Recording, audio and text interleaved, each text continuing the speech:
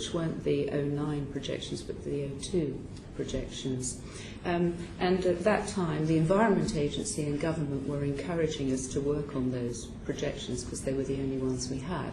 So that was what was used by the companies. So the companies did the work and put their case to the economic regulators what would be required in terms of resilience and whatever else would need to be done in terms of climate change.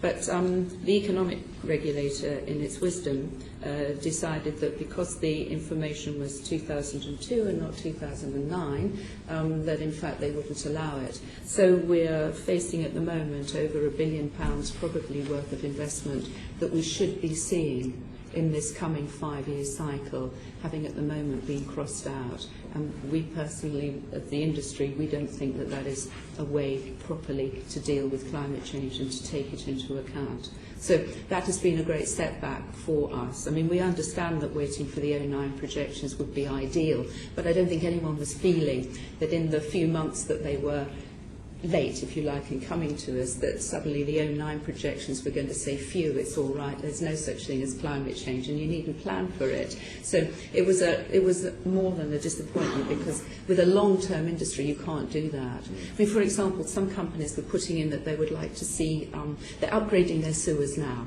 Those sewage systems, as we know from replacing Victorian mains, are expected to last for quite a long time.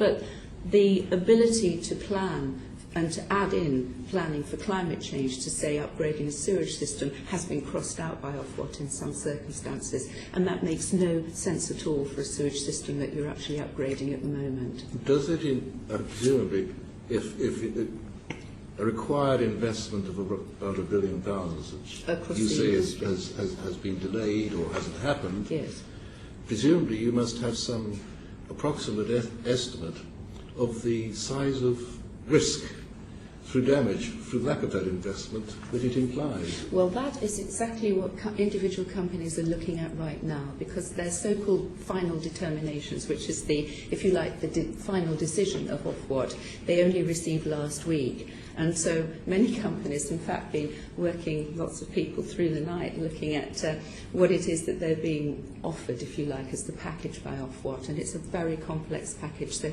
companies have got up to 2 months to look at that and to be able to either object or say, OK, we can deal with this. So the picture isn't clear yet. But certainly that estimate of that over £1 billion stands up at the moment. So over £1 billion worth of damage? Yeah.